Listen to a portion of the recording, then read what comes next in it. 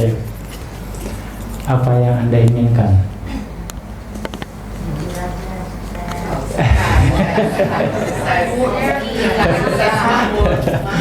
Makmur gitu ya. Rata-rata maunya itu ya.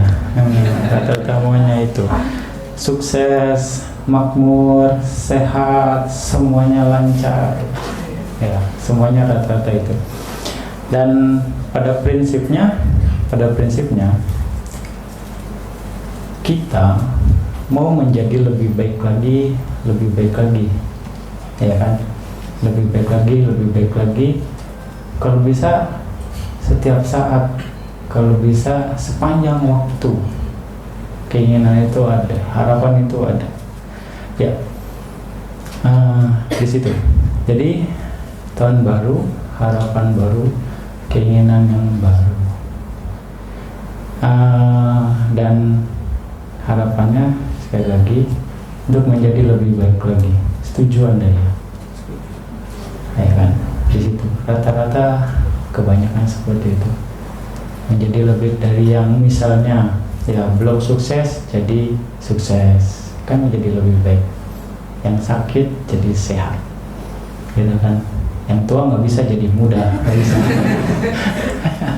Tapi tambah panjang umur aja gitu kan. Ya, nah itu akhirnya jadi lebih baik lagi.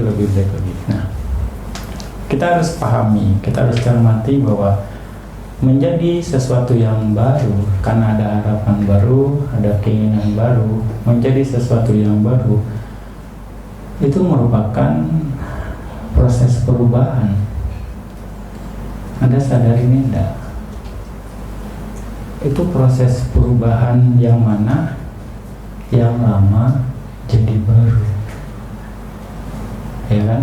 Belum sukses jadi sukses, lalu yang sakit jadi sehat. Perubahan kan di sana, ya kan? Dikatakan seperti itu. Yang mau istilahnya dari yang nggak ada jadi ada. Nah, itu sebenarnya proses ya, lahir dan mati dan lahir lah, banting balik. Mati di kondisi yang lama, lahir jadi kondisi yang baru, ya kan? Di sini. Nah, proses perubahan itu sebenarnya setiap saat terjadi. Mati, lahir, terus saja berulang-ulang kali. Ada pertemuan, pasti ada perpisahan. Itu juga proses perubahan. Itu juga proses muncul dan lenyap sesungguhnya.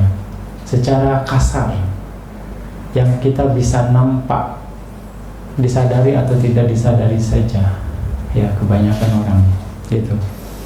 Nah, tapi sekali lagi, kebanyakan dari kita menyadari perubahan ini perlu momen. Ya, kayak momen Sinja ini, saya mau jadi lebih baik lagi, ya kan? Saya mau jadi sukses lagi, perlu momen. Padahal itu proses perubahan terjadi, ya kan? Padahal terjadi setiap saat, ya enggak? Jadi setiap hari kita terjebak oleh rutinitas, kita terjebak oleh sudut pandang yang, atau mungkin melekat terhadap sudut pandang kita, dianggap semuanya biasa saja sudah terjadi seperti ini. Anda setuju kan? Kira-kira. Nah, balik lagi, kenapa Anda mau jadi sukses? Anda ini hanya nunggu tahun yang baru gitu kan? Ya kan, semangat suksesnya, semangat jadi lebih baiknya, kenapa harus tunggu momen di tahun baru ini? Nah, tapi ya itu yang terjadi di masyarakat, bahwa kita kadang perlu momen untuk menyadari satu hal, yang proses perubahan itu sendiri. Nah, jadi proses perubahan terjadi setiap saat. Itu sekali lagi anicca, dukkha, dan anatta. Ya, Nanti singgung sedikit supaya Anda bisa paham ini. Tapi nanti akan nggak bahas yang dalam ini, bukan waktunya, nggak tepat. Tapi hanya sedikit dia, oh iya, ternyata seperti ini prosesnya ya. Jadi setiap saat itu kita mengalami proses anicca, dukkha, dan anatta.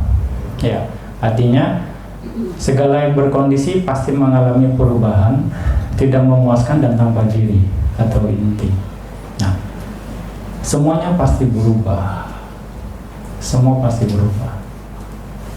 Diterima atau tidak diterima, Anda suka atau tidak suka, Anda sadari atau tidak disadari, itu terjadi. Anda mengerti atau tidak mengerti, Anda misalnya umat Buddha, umat Kristen, umat Muslim, terima atau tidak terima, perubahan itu terjadi. Proses itu terjadi. Nah, kira-kira semua pasti berubah. Ya, cuma kita siap gak untuk menerima perubahan itu? Kita mengerti nggak perubahan itu? Menyikapinya? Kita bijaksana nggak dalam menyikapi perubahan itu sendiri? Mengantisipasi, bisa bilang, mengimbangi perubahan itu sendiri. Nah, itu. Tapi ada yang tidak berubah. Nah, yang tidak berubah adalah hukum perubahan itu sendiri yang gak akan berubah. Karena dia akan selalu ada. Apa? Perubahan itu sendiri ada, hukumnya yang tidak berubah. Bisa paham ya? Nah, di sini makanya ada lagi kondisi yang harusnya tidak berubah. Ada lagi. Apa? Usaha kita, ketekunan kita dalam mengantisipasi perubahan itu yang tidak boleh berubah. Kita terus berusaha memahami perubahan ini, menjadi mengerti. Kita berusaha untuk mempersiapkan diri kita terus supaya kita siap menghadapi perubahan ini dengan bijaksana. Ya, apa usaha yang kita lakukan? Praktek dhamma kita harus tidak berubah. Ya kan, itu usaha kita. Praktek dhamma kita harus tidak berubah.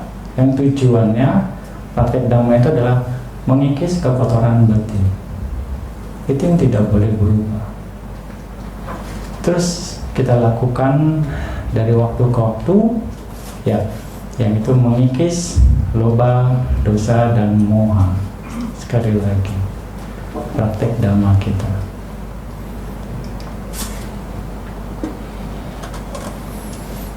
Ya, Anda harus bisa ingat ini. Ya. Jadi itu yang harus kita persiapkan dengan baik, praktek dhamma kita yang tidak berubah. Nah, dengan praktek dhamma, dengan tujuan mengikis kekotoran batin, justru di satu sisi, di sisi yang positifnya, itu akan memperkuat kualitas-kualitas yang baik. Karena kita konsisten, karena kita tekun, ya, kualitas-kualitas baik yang ada dalam perbuatan baik itu akan berkembang, akan menjadi kuat. Itu yang tidak boleh dirubah.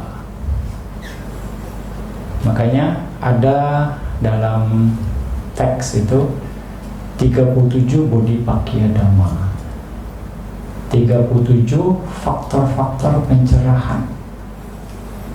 Ini syarat, ini adalah hal-hal yang harus seseorang perkuat kalau memang dia mau menembus dhamma, merealisasi dhamma, untuk mencapai pencerahan. 37 Bodhipakkhya Dhamma, 3 faktor-faktor pencerahan. Ini harus Anda perkuat, ini harus Anda terus. Nah, untuk memperkuat itu dengan perbuatan baik, untuk memperkuat itu dengan praktek dhamma. Ya, Nanti Anda cari tahu ya, 37 body Bhagya Dharma ini apa. Ya, dan nanti bisa, oh ternyata ini yang harus saya perkuat. Nah, dalam proses perubahan yang menjadi baru, nah, kita harus ingat, karena menjadi baru, berarti kita punya kesempatan untuk berkembang kan sesuatu yang baru. Jadi tidak jadi, saya sih nggak mungkin punya kesempatan deh. Itu hopeless. Ya nggak? Tapi karena selalu baru, akan selalu ada kesempatan untuk berkembang, untuk meningkat. Nah, inilah yang dibilang nothing is impossible. Nggak ada yang nggak mungkin.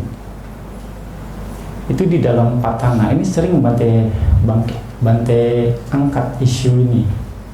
Ya, dalam Patana yang Adipati Pacayo, kondisi yang dominan, salah satu dari 4 pacayo ini, atau salah satu dari 4 kondisi yang dominan ini kita punya, sesuatu pasti akan terjadi. Nothing is impossible. Ya kan? Yang pertama canda, keinginan yang kuat atau keinginan untuk melakukan sesuatu. Lalu kedua, wirya, ketekunan. Lalu cita, pikiran Anda kuat. Lalu wimamsa, panya. Kita punya 4 kondisi ini di dalam pikiran kita. Tapi ketika ada satu yang dominan, yang lain akan mengikuti saja. Tapi hanya satu yang jadi dominan. Ya. Makanya setiap orang punya kecenderungan yang berbeda. Ya kan? Ada yang semangatnya kuat, ada yang dengan kebijaksanaannya matang gitu, ada yang tekadnya kuat, pikirannya kuat, ada juga yang niatnya kuat. Niat sama pikiran ini 2 hal yang berbeda ya, gitu. Nah, makanya masing-masing orang mencapai tujuan dengan cara yang berbeda-beda. Kita tidak bisa menyamakan. Ya, tapi di sini karena sesuatu hal yang baru, sekali lagi kita akan jadi punya optimisme. Ya, optimisme untuk menjadi, optimisme untuk kita bisa melakukan jadi lebih baik lagi, karena kita memulai dari yang baru. Makanya jangan merasa rendah diri, nggak mungkin deh saya atau bagaimana. Ya, kesempatannya udah lewat. Ya, Anda tidak menyadari hal tersebut. Inilah present moment yang harus kita bangun, menjadi sesuatu yang baru. Present moment ini, yang terjadi sudah lampau. Mau dibilang kegagalan di masa lampau, kekecewaan di masa lampau. Saat ini saya harus mulai dari yang baru, karena momennya berbeda. Masalah di masa lalu, ya enggak? Bisa nangkap Anda? Tapi banyak orang, sekali lagi, banyak dari kita hidup dari masa lalu,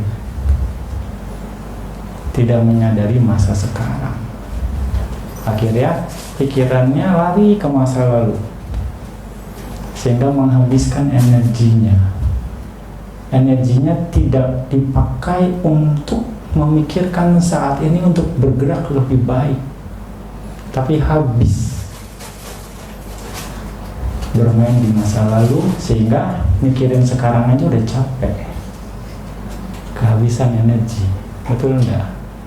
Udah nggak mau mikir lah, udah capek gitu. Pada akhirnya nggak ada semangat.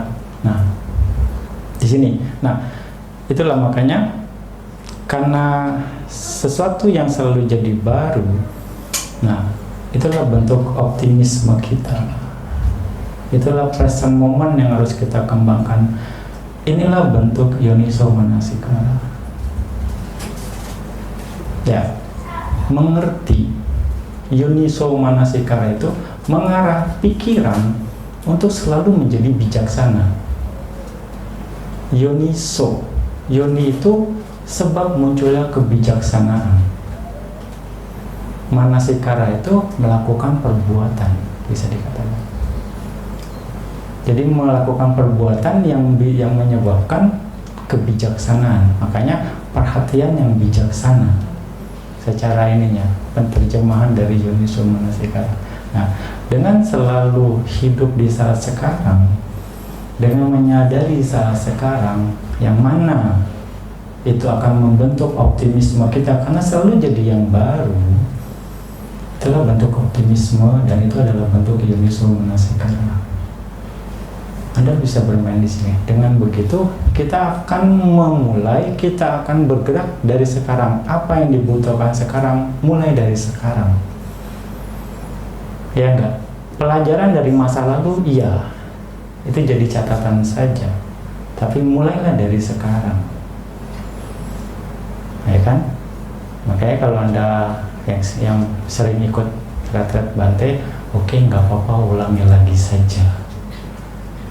Lalu Bante bilang, oke, nggak masalah, coba lagi ya, coba lagi ya, coba lagi ya. Terus Bante akan nasihati, coba lagi ya, coba lagi ya. Karena ya akan selalu ada kesempatan kalau kita masih mau melakukannya. Sekali lagi, coba lagi ya, tambah 5 menit lagi ya, terus gitu, perbaiki terus kualitas konsentrasi Anda ya. Selalu seperti itu. Karena sekali lagi, tidak ada yang tidak mungkin. Nah, itulah cara untuk menjadi lebih baik. Optimisme harus kita punya, yoniso manasikara. Ini sesuai dengan pola atau dhamma yang Buddha ajarkan ke kita, sama wayama, usaha benar. Ya enggak? Coba Anda perhatikan, usaha yang benar itu yang bagaimana sih maksudnya Bante? Apa usahanya harus benar, nggak melanggar hukum maksudnya gitu?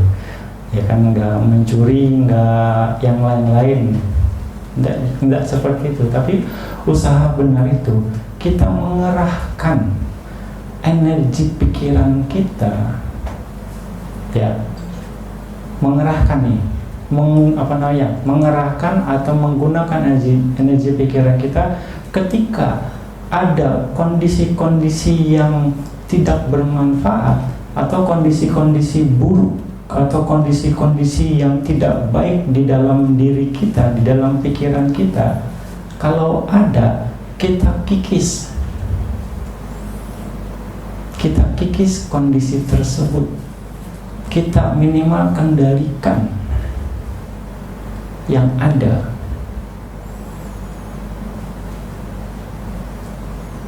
Yang belum ada, kondisi-kondisi buruk yang belum ada, jangan dimunculkan. Nah, itu kita kerahkan usaha itu, maksudnya usaha benar. Energi pikiran kita, energi batin kita, kita arahkan ke sana. Hal-hal buruk yang ada dalam diri kita, kita kikis, kita tekan, kita kendalikan. Hal-hal buruk yang belum ada, jangan dimunculkan, apapun itu. Lalu, hal-hal baik yang belum ada harus dimunculkan dalam pikiran kita, dalam diri kita. Hal-hal baik yang sudah ada minimal dipertahankan, dan kalau bisa ditingkatkan kualitasnya. Ya, inilah cara kita untuk menjadi lebih baik lagi. Sepakat Anda ya? Ya. Nah, jadi kalau kita memang betul-betul mau jadi lebih baik, nggak cuma slogan doang gitu ya. Kita harus kenali diri sendiri dulu. Kita harus jujur sama diri sendiri dulu. Kenali Anda, lalu ya mulai dari sana, bergerak dari sana. Nah, ini Dhamma sama Wayama, ya kan, menyikapi perubahan di tahun yang baru ini loh, karena Anda kan mau jadi sesuatu yang baru kan. Di tahun yang baru, betul enggak? Nah, ini yang menjadi catatan ya, gitu ya kira-kira. Makanya dapat ininya ya, bisa paham ya, bisa terima ya. Nah, jadi yang tadi, untuk menjadi lebih baik lagi, yang jadi pertanyaan ini, Anda mau kan jadi lebih baik lagi kan? Pasti mau banget, Bante, bukan mau banget. Nah, sekali lagi, apakah usahanya sudah mengarah ke sana?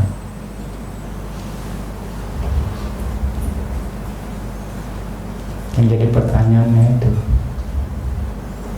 Atau tadi Mati bilang cuma slogan doang, saya mau jadi lebih baik lagi, tapi tidak berusaha untuk jadi baik. Jadinya apa itu? Yang istilah orang terkenal tuh, NATO ya. No action talk only jadinya.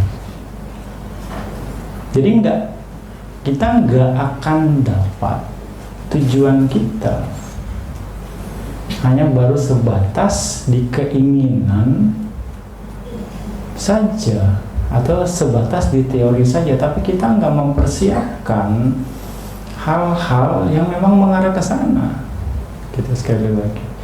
Nah, cara yang paling umum ya, cara yang paling umum untuk menjadi lebih baik lagi, secara umum berbuat baik. Ya, cara yang paling umum adalah berbuat baik. Kata kunci berbuat baik ini sangat luar biasa. Ya, ini akan meluas maknanya. Karena sekali lagi, dengan perbuatan baik akan meningkatkan kualitas-kualitas baik yang ada di dalam perbuatan baik itu sendiri. Nah, kualitas-kualitas baik itulah yang kita perlukan untuk menjadi lebih baik lagi. Sekali lagi, makanya Bante bilang, jangan sekedar berbuat baik saja, Anda harus berbuat baik yang baik, supaya Anda bisa memaksimalkan kesempatan Anda dalam berbuat baik itu sendiri. Nah, bagaimana hubungannya dengan perayaan Imlek? Apa nilai-nilai dari perayaan tradisi ini yang sesuai dengan Dhamma? Sangat banyak. Ini harus Anda bisa Anda harus bisa mengerti supaya Anda bisa menjelaskan nih ke anak Anda, ke keluarga Anda. Karena nanti kalau ditanya, jangan jawab, ini kok begini sih mah, udah dari sononya begitu. Pusing ya kalau anak sekarang dia, kok gitu sih. Ya, udah emang begitu aturannya, mau bagaimana gitu. Ya, Anda harus bisa menjelaskan ini.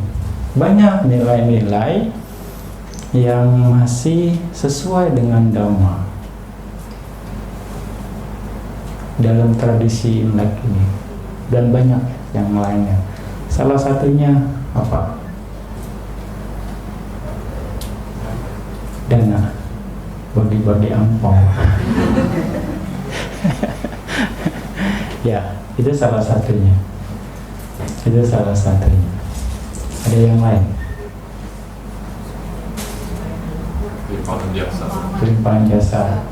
Nah, sembahyang leluhur ya, bagian dari pelimpahan jasa. Terus sungkem sama orang tua.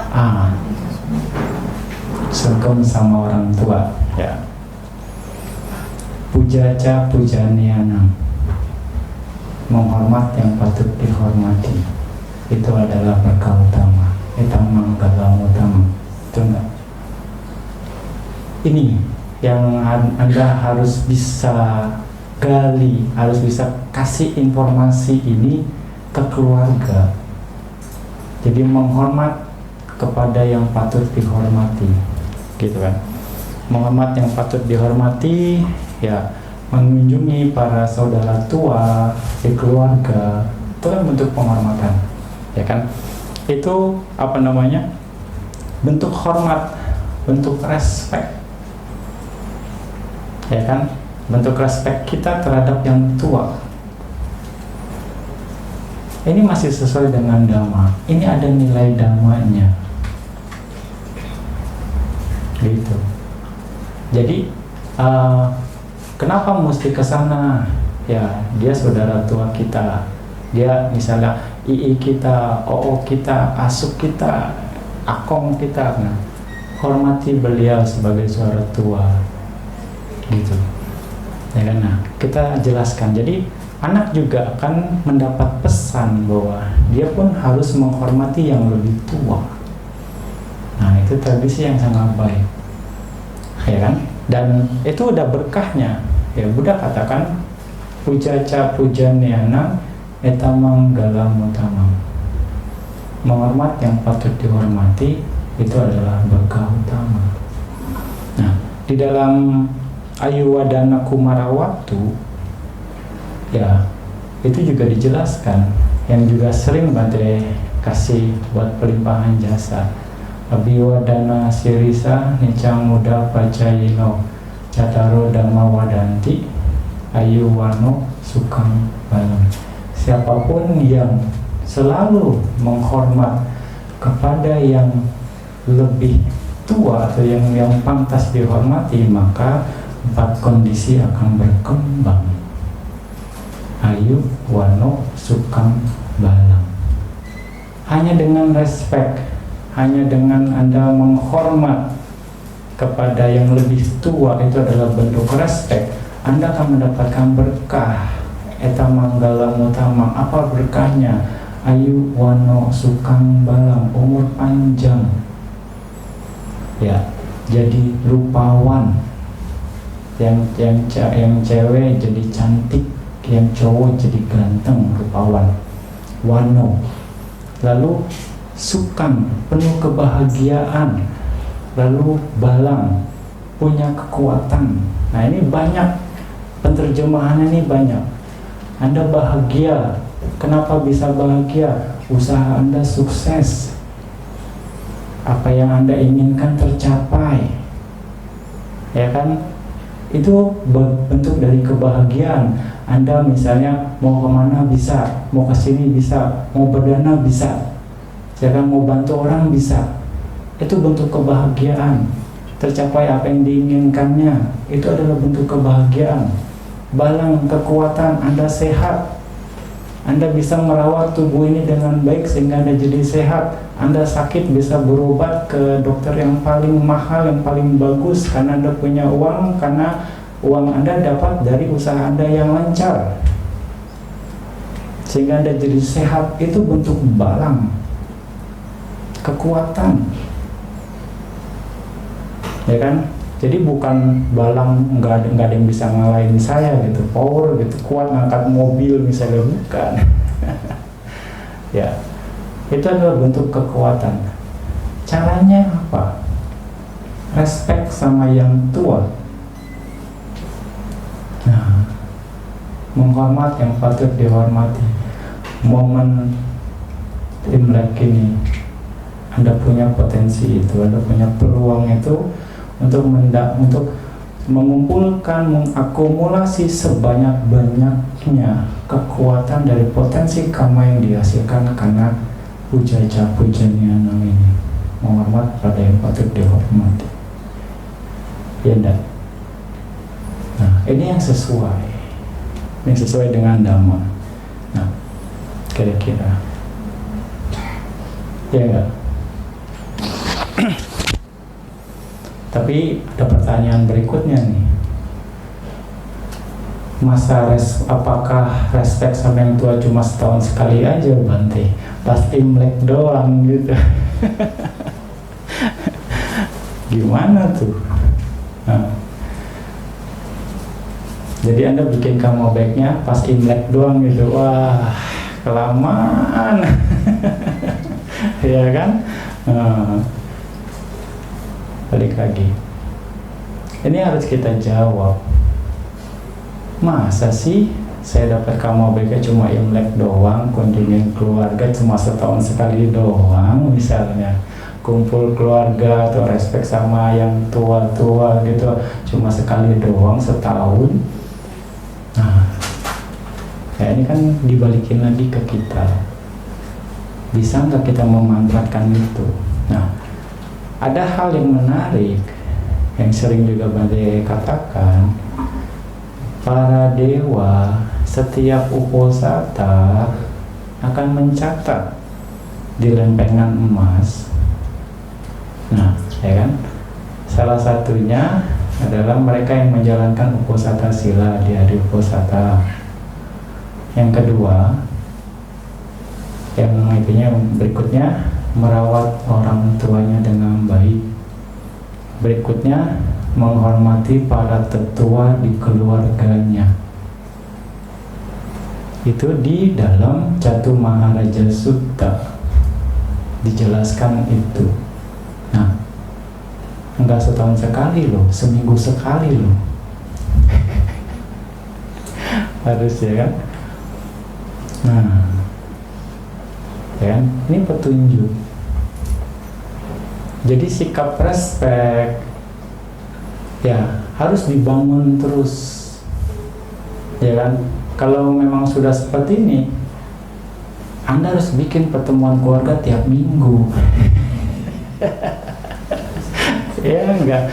Ya, kalau Anda mau memanfaatkan ini loh. Ya kan?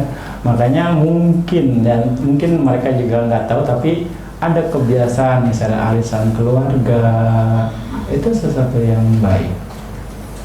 Jadi ketemu, biasanya saling ini kabar, sehingga ketemu kan minimal masuk apa kabar gitu kan, Akong gimana, sehat enggak. Nah, itu kan betul itu.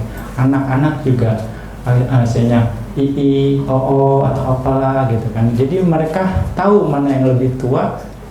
Nah, mereka memberikan respect itu. Mereka bertindak pantas terhadap memang yang orang-orang yang pantas untuk artinya dari sisi derajat sosialnya lebih tinggi dari mereka. Ya enggak? Nah, ini artinya bukan bentuk kemelekatan ya, tapi bagaimana inilah keuntungan-keuntungan yang Anda bisa dapatkan. Ini sesuai dengan praktek Dhamma. Sekali lagi, ya kan? Nah, Anda bisa kaji.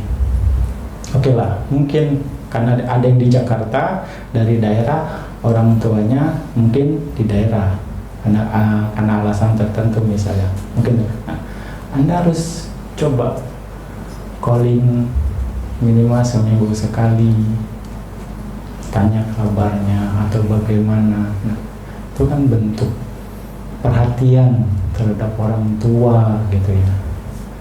Atau bisa juga setiap misalnya uposatha Anda gojekin makanan gitu, mau makan apa? Anda nggak bisa misalnya makan tiap hari saya nggak ketemu ya, mau makan apa saya gojekin ya, bisa kan? Bentuk perhatian Anda terhadap yang tua, ya enggak? Dengan cara apapun lah pokoknya yang disesuaikan. Ini ya berdasarkan pemikiran Bante aja yang simple.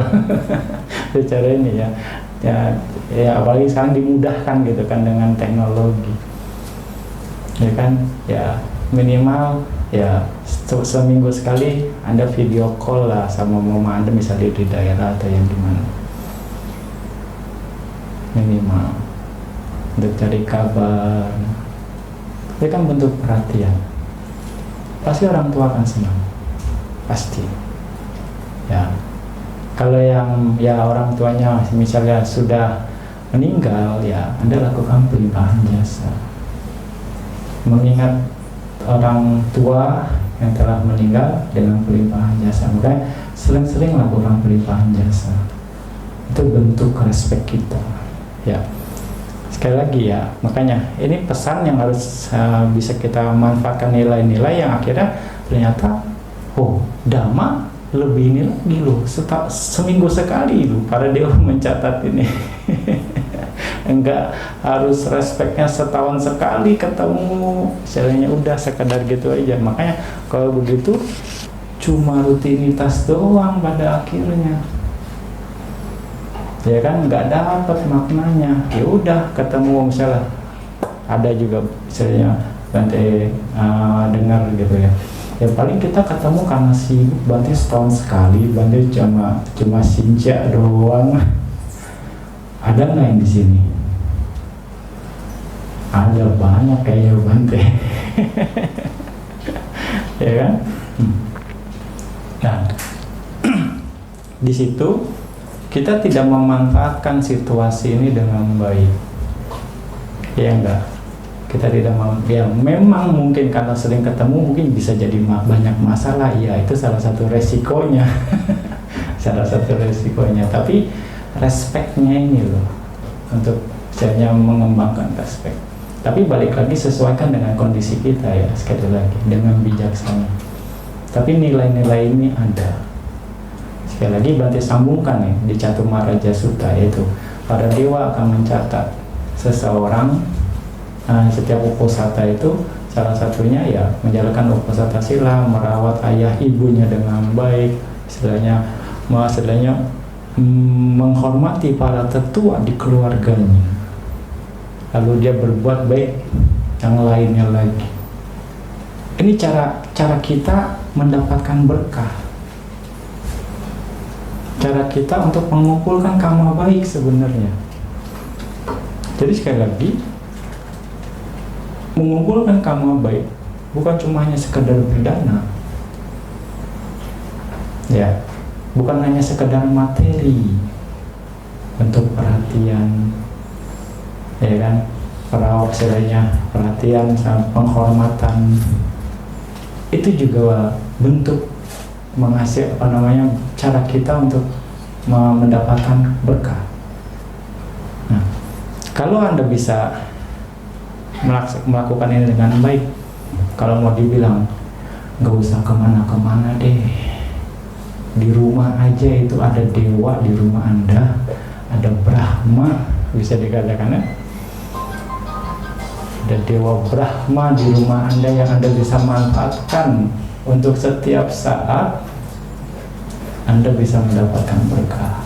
Makanya bagi anak-anak, ini ada berapa anak-anak di sini, harap ingat nih, nurut sama orang tua, patuh sama orang tua, Anda jadi berkah ya. Tuh, nggak boleh ngelawan sama orang tua ya. Iya.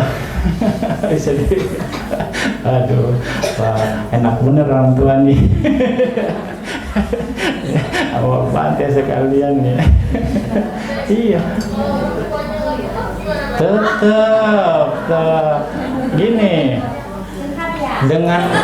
dengan kita respect ya, dengan kita respect sama orang tua kita yang akan dapat berkah. Kita yang akan dapat berkah. Kita yang akan caranya dari kitanya. Ketika berkah kita apa? Misalnya mau kuliah di mana, orang tua ada biayanya, itu kan berkah. Jadi dengan berkahnya kita, usaha orang tua lancar, bisa. Ya enggak? Nah, itu salah satunya. Apa yang kita mau inginkan, misalnya Vina mau mobil misalnya, kalau nurut siapa tahu dia rezekinya ada dikasih misalnya gitu kan. Nah, itu Karena sebagai anak yang baik, selainnya berbakti sama orang tua, dia akan mendapatkan berkah. Betul enggak? Berkahnya anak, karma baiknya cukup, lalu apa yang dia inginkan tercapai. Keinginannya dari mana? Salah satunya kan dari orang tuanya. Makanya hubungan keluarga itu penting untuk dijaga. Karena satu dengan yang lain saling mempengaruhi. Ya, makanya orang tua yang sering berbuat baik, anaknya pun coba diajak untuk berbuat baik sama-sama kalau bisa. Keluarganya juga diajak untuk berbuat baik sama-sama. Karena semuanya akan saling menguatkan, mendukung satu dengan yang lain, salah satunya. Betul enggak? Nah, ketika misalnya dia berbuat baik, dia menghasilkan kekuatan karma baik tertentu, 1/4 misalnya. Papanya juga sama, 1/4, mamanya 1/4, anak isinya 1/4. Kalau digabungin kan jadi satu kekuatannya. Kalau mau dibilang, saling melengkapi, sehingga semuanya bisa aman, bisa lancar. Itu salah satunya. Ya enggak? Nah, di situ yang harus kita juga lihat, pelajari ini dengan baik. Makanya salah satu tugas orang tua adalah mengajarkan anak mana yang baik, mana yang buruk, mana yang aku salah, mana yang aku salah, dan melarang anak untuk melakukan aku salah. Itu tugas orang tua untuk mendidik kita. Nah, jangan dibiarkan, karena masalahnya ketika ada masalah, yang pusing siapa? Orang tua juga dan keluarga besar yang akan tertekan oleh kondisi itu kan. Itu bukti bahwa satu hal buruk yang dilakukan oleh satu orang akan bisa menekan keluarga besar. Ya enggak? Jadi semuanya saling bersinggungan. Hal baik yang juga dilakukan oleh keluarga seseorang itu juga akan membuat keluarga yang lain jadi happy, jadi aman, jadi nyaman. Misalnya kalau Anda tahu ya, sering misalnya ke wihara, sering berbuat baik, sering berdana atau melakukan hal kebaikan, saudara Anda dengar, dia tahu, oh mau kemana dia? Oh sana mau ke wihara, aman, nggak khawatir. Betul enggak? Nggak tanya gimana, enggak, oh ke wihara dia mau berbuat baik, oke. Saudara yang mendengarnya pun enak gitu. Coba misalnya mau kemana itu, misalnya mau ke pub, mau ke kafe, aduh ntar narkoba lagi, ntar ini lagi, banyak sekali rentetannya, beginilah begitu, ntar ditangkap polisi atau bagaimana. Ya enggak, kondisi-kondisi yang tidak baik. Nah itu ya terkondisi karena kelompok, kira-kira seperti itu ya. Nah itu makanya banyak nilai-nilai yang Anda bisa ajarkan juga nih dengan tradisi Imlek ini di dalam keluarga. Nah, tua atau menghormat yang lebih tua di dalam Dhammapada kata, orang tua itu dikatakan sebagai guna wuda. Guna wuda ini berdasarkan kualitas, moralitas, dan lain-lain. Jadi nilai dari kualitas orang tersebut. Dalam misalnya di Dhammapada kata mengatakan itu. Dalam Titi Rajataka yang dibilang menghormat yang lebih tua itu yang mana saja yang tuanya, kategori tua. Jadi di sini jati wuda, yaitu kelas sosial. Mungkin ya acek, akong, ya kan, asuk, oo, ii, itu kelas sosial. Dia lebih tua, paman, bibi secara ininya. Itu yang harus dihormati. Ya, nah itu jadi secara kelas sosialnya kita kalah. Ya, maksudnya ya kita di bawah, bukan kalah. Nah itu kita harus respect ke mereka. Lalu wayo wuda, usia yang lebih tua.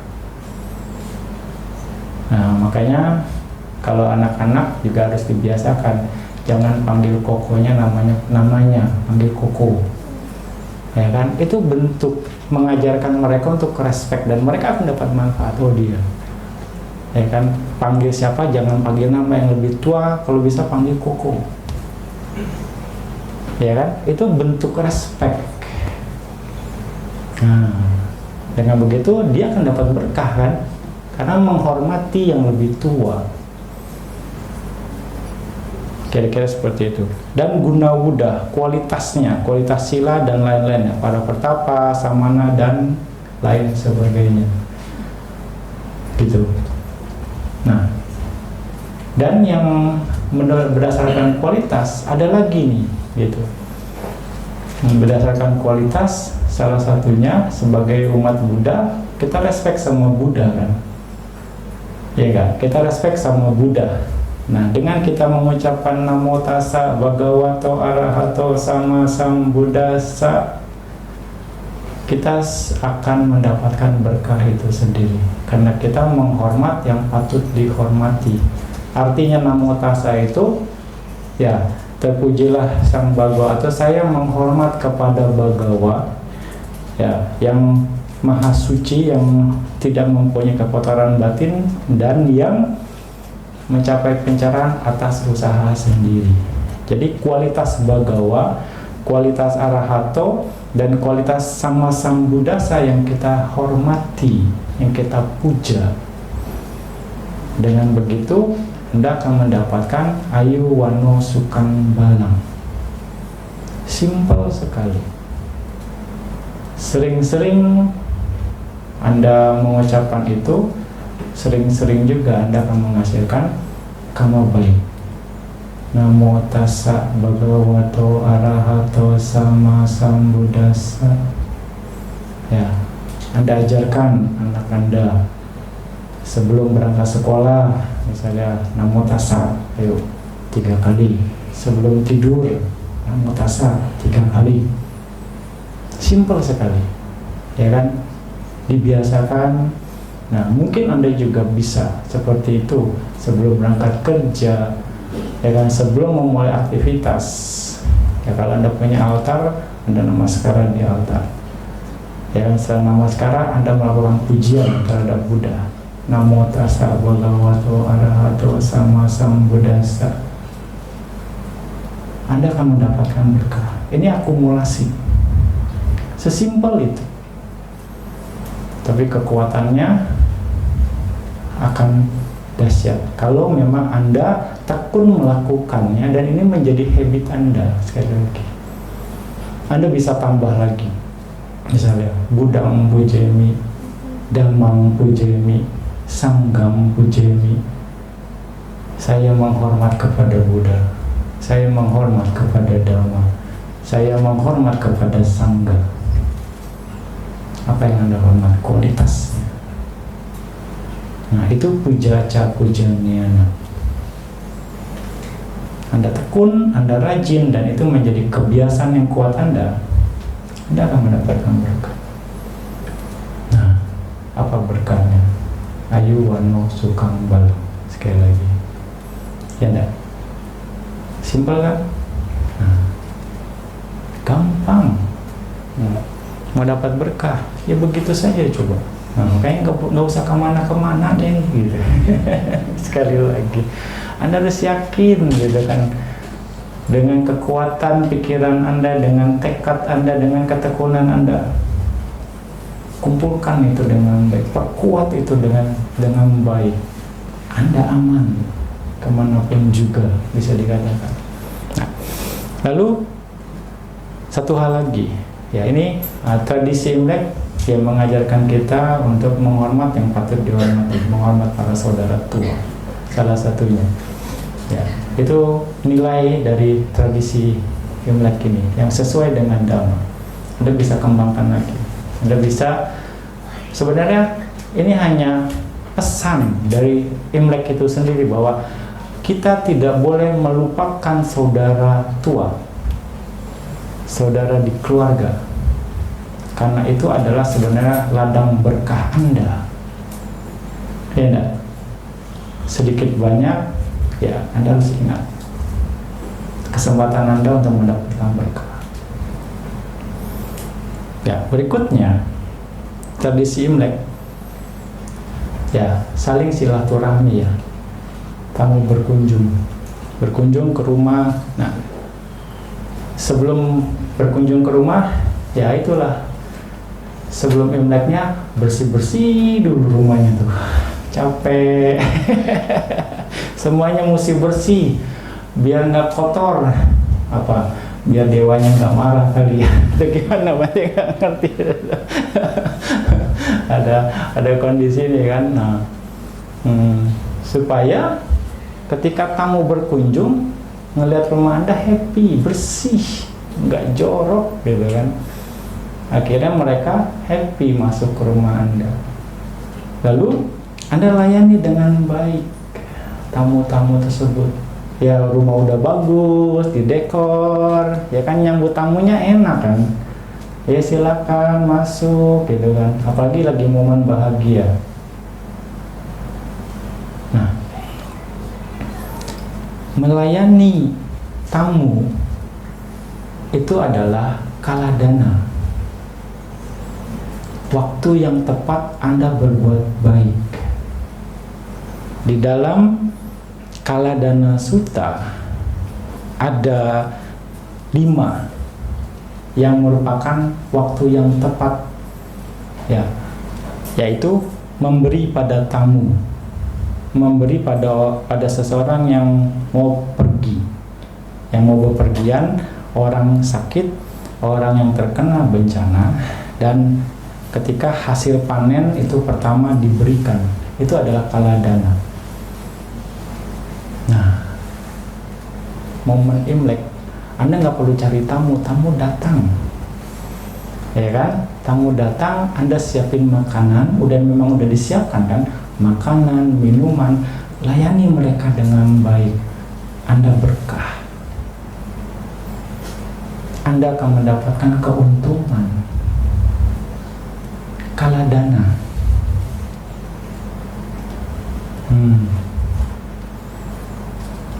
Bukan karena ya memang sudah begini gitu. Ya, layani dengan baik tamu Anda. Nah, makanya ya, tamu kan dari luar, mungkin dia kehausan, mungkin dia lapar, Anda kasih makan, Anda kasih minum, disambut, dilayani dengan baik, Anda dapat berkah. Inilah keuntungan ya dalam momen Imlek ini. Dan kaladana loh, kaladana itu nilainya sama dengan dana, nilainya tinggi. Melayani tamu, jangan tamu yang datang suruh cepat pergi gitu ya, repot, saya lagi banyak kerjaan nih. ya kira-kira seperti itu ya. Nah, ada lagi nih, Bante kasih saran ya, Bante kasih saran ke Anda nih ya, untuk mengajarkan anak Anda supaya anak Anda juga dapat berkah. Ya, ketika tamu datang, suruh mereka yang layani tamunya.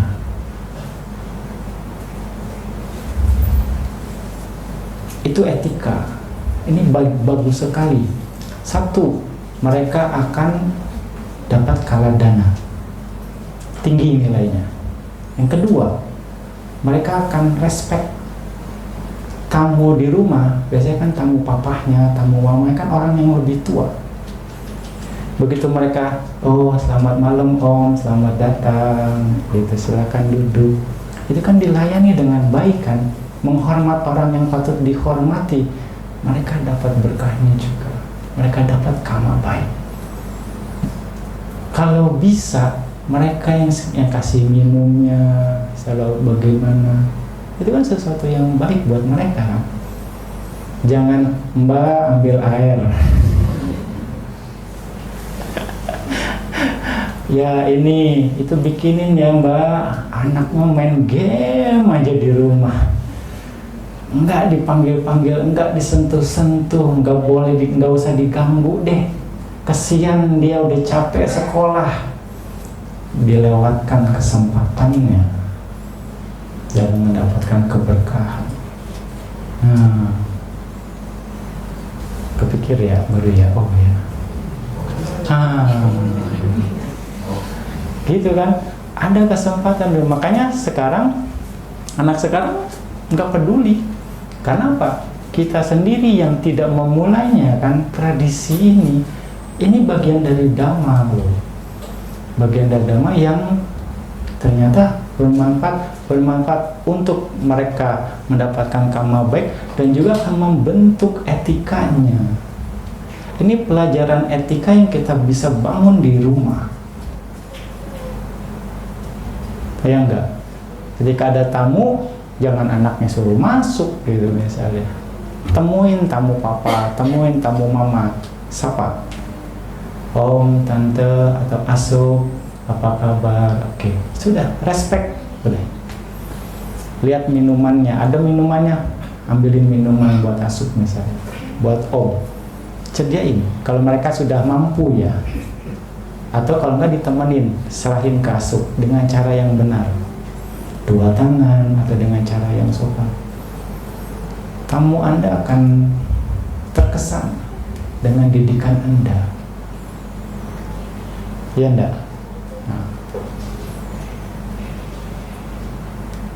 Kira-kira jangan bilang nanti berantakan. Kalau nggak dikasih, nggak mungkin anak kita bisa. Di sisi lain itu mengarahkan dia untuk mendapatkan keberkahan. Kenapa? Melayani tamu. Ya enggak? Memberi tamu itu kaladana, sekali lagi. Ya, memberikan pelayanan kepada tamu itu kaladana. Berikutnya, menghormat pada yang patut dihormati. Itu berkah utama. Pujaca pujanena. 2 sisi bisa Anda dapatkan. Anak Anda nggak bisa dapatkan. Anda bisa pertimbangkan ini untuk membentuk mental mereka, etika mereka, dan mereka akhirnya juga akan mendapatkan manfaat dari apa yang mereka lakukan. Setuju nggak ya? Baik nggak ini? Baik kan? Ini ada nilai Dhamma di sana. Ya, respect dan melayani di waktu yang tepat. Itu ya. Ya, bagi anak-anak, adik-adik, manfaatkan kesempatan ini ya. Yang bicara ini ada damanya. Ini baik juga untuk Anda ke depannya gitu ya. Nah, layani tamu mama, papa atau siapapun yang datang ke rumah, Anda yang layani. Ya kan? Beli apa? Anda respect, Anda sambut mereka. Ketika mau pulang pun, kalau mau pulang dipanggil papanya, "Dek, omnya mau pulang." Nah, jangan ngambek gitu, langsung keluar, "Ya om, mau pulang, oke, terima kasih sudah datang ke rumah ya." Itu akan happy orang tua. Itu akan bikin tamunya juga, wah ini anak yang baik. Ya, kira-kira seperti itu ya. Nah, kita harus bangun nih sebagai Buddhis nih, ada nilai-nilai itu loh di Dhamma loh. Ya, Anda harus explore ini, biasakan ini, perkuat ini. Nah, makanya Dhamma, sekali lagi ya, Dhamma bukan melulu cuma meditasi, anapanasati, masukin keluar, masuk napas gitu ya. Anda dari sisi etika banyak sekali yang kita bisa pelajari. Gitu, asli kita bisa ngeramunya dengan baik. Dhamma itu udah komplit, bisa dikatakan. Oke, ya, kira-kira gitu ya. Jadi banyak kelamaan nih, ini asik kan. Pak Adi bilangnya sebentar ya, Pak Adi tambah lagi waktunya Pak Adi ya. Oke, ya. Ada lagi yang yang kita bisa pelajari ya, yaitu berdana juga. Momen Imlek mengajarkan kita untuk berbagi, ya kan? Nah, Di momen tertentu, di momen yang spesial, misalnya seperti ya momen Imlek ini, dan juga momen ulang tahun atau ulang tahun perkawinan atau apapun gitu ya, itu merupakan momen kebahagiaan. Ya, momen kebahagiaan yang mana di momen yang bahagia ini mudah bagi kita untuk memunculkan kusala cita. Ya enggak? Makanya kadang kalau ada momen-momen yang bahagia, orang mungkin bisa nahan marah, nahan kesel, ini momen bahagia ini jangan sampai dirusak biar happy terus gitu kan. Nah, ya artinya mudah untuk memunculkan kusala cita. Minimal di momen ini kita bisa menekan kilesa kita. Minimal di momen ini kita bisa mengendalikan kilesa kita. Nah, ini baik bagi kita memanfaatkan keuntungan ini, momen ini untuk melakukan karma baik. Karena kuat atau lemahnya karma baik itu salah satunya adalah tergantung kekuatan kilesa seseorang. Kalau kilesanya under control, kalau kilesanya terkendali, itu yang membantu kekuatan karma baiknya jadi lebih kuat di pikiran seseorang.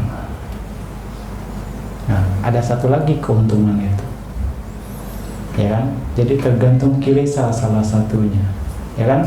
Yang pertama niat, yang kedua usaha, yang ketiga kepada siapa itu dilakukan, ya kan? Dekamanya ini, lalu seberapa besar kilesa dari orang yang melakukannya. Nah, tergantung kilesanya. Oke. Minimal di momen bahagia kita, momen bahagia ini kilesa kita terkendali. Ketika kita terkendali, kita happy, Anda bagi-bagi angpau, Anda berdana. Wah, ini momen yang indah bisa dikatakan. Anda bisa memaksimalkan kesempatan berbuat baik Anda, ya kan? Walaupun udah capek-capek gitu kan, ngurusin semuanya, tapi bagi-bagi angpau mah happy gitu. Wah, banyak anak-anak yang datang gitu. Nah, kira-kira gitu. Jadi momen berdana, momen kita respect satu dengan yang lain, ya di momen Imlek ini ya, terutama yang lebih tua, juga kita saling mendoakan satu dengan yang lain kan, berpikir baik, berucap baik, juga melakukan respect yang baik juga, ya kan? Ya, ada yang seperti ini, ada yang begini, ini kan bentuk respect, ya kan? Pada momen ini kita melakukannya, Anda melakukannya, bukan kita, Anda, nanti nggak termasuk. Ya, Anda melakukannya ya, berpikir baik, berucap baik, dan juga bertindak baik. Itu adalah bentuk meta Anda, saling mengucapkan hal-hal yang baik. Nah, di momen ini Anda juga melayani tamu. Ya, Anda melayani tamu. Ya, dan di momen yang bahagia ini banyak menghasilkan kusala cita. Banyak menghasilkan kusala cita atau banyak menghasilkan manfaat. Maka dikatakan perayaan Imlek dikatakan sebagai hari keberuntungan. Ya, betul. Hari keberuntungan bagi yang bisa memanfaatkan keuntungan tersebut. Ya, kalau yang nggak bisa ya udah lewat saja. Makanya apa keuntungannya? Itu mereka mengerti dan mengetahui nilai-nilai kebaikan yang ada di dalam hari Imlek ini. Gitu.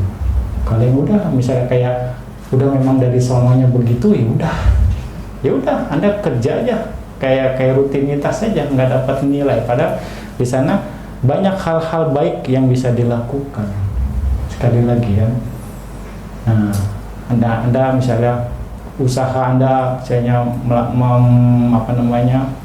mempersiapkan kondisi ini dengan baik supaya yang datang nyaman, semuanya happy, sehingga dengan respect ke yang lebih tuanya juga Anda jadi lebih baik atau bagaimana. Nah, Anda melakukan effort itu tujuannya ke sana untuk menjadi lebih baik supaya nyaman semua, ya kan? Kira-kira seperti itu. Nah, Anda bisa saling kolaborasi, bisa dikatakan saling bantu. Bagaimana supaya kondisi ini yang banyak keuntungan ini kita bisa memanfaatkan kondisinya.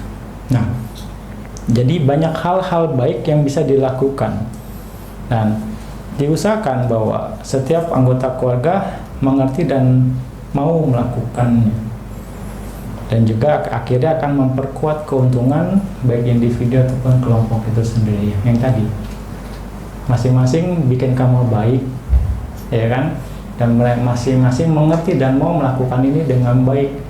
Jadi nggak terpaksa, aduh repot banget setiap since ini begini nih. Pasti mungkin keluhannya itu tuh mama itu. Urus ini, urus itu, aduh sendirian nggak dibantuin lagi.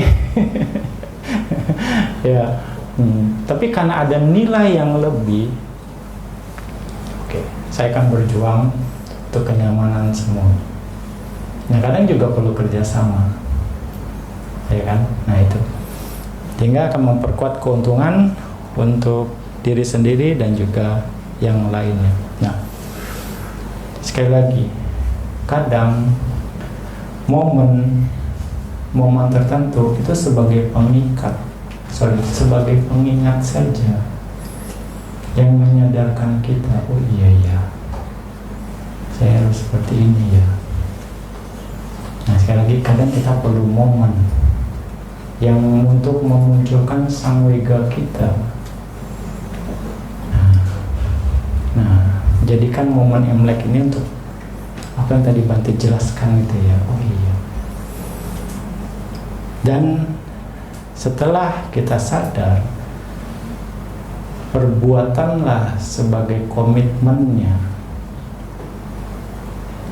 Kita sadar, oh ya, saya mau jadi lebih baik lagi nih. Harus Anda melakukan hal-hal yang memang mengarah untuk jadi lebih baik. Apa? Action sebagai komitmen Anda, yang mana dengan begitu itu dipakai untuk mencapai tujuan Anda. Ya enggak? Di sana. Setelah Anda tahu, setelah Anda sadar, ya lakukan seperti ini, komit, konsisten. Dengan begitu Anda akan mencapai tujuan Anda, yaitu untuk menjadi lebih baik lagi, sehingga Anda akan mendapatkan manfaatnya. Nah itu, di sini kita harus pelajari itu. Jangan sampai momen yang spesial atau momen tertentu kita lewatkan begitu saja momennya tanpa kita tangkap makna yang ada di dalam momen itu. Makanya untuk melakukan hal-hal yang baik dan bermanfaat, apa kita mesti tunggu momen dulu? Sekali lagi, ya enggak. Anda berbuat baik misalnya kayak itu, respect sama anggota keluarga yang lain, apa tunggu sinca dulu? Ya enggak. Anda bagi-bagi angpau misalnya, apa tunggu sinca dulu misalnya. Nah kira-kira gitu dah. Sekali lagi, momen Imlek yang setiap tahun sering dilakukan, apakah Anda juga bertambah bijaksana atau tambah pusing? Ayo. PR lagi kan. Nah, ganti sio, ganti tahun kan. Ganti sio, ganti tahun, tambah umur ya kan. Nah, bertambah umur, apa Anda tambah bijaksana? Tadi pagi berarti bilang, kita semakin bertambah usia harus bertambah bijaksana. Jangan seperti sapi, tambah tua tambah gemuk doang ya, enggak tambah bijaksana.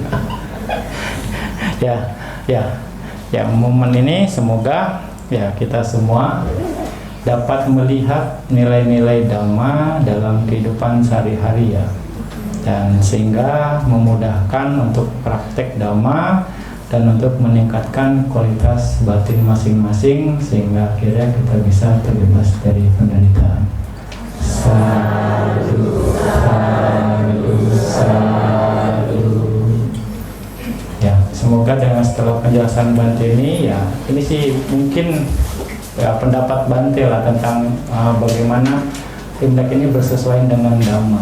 Nah, ada nilai Dhamma di sana. Anda bisa jelaskan ke keluarga Anda. Dengan begitu kita akan menyambut sesuatu yang memang tradisi yang ada nilai damanya dengan antusias, bukan dibilang udah dari sananya begitu.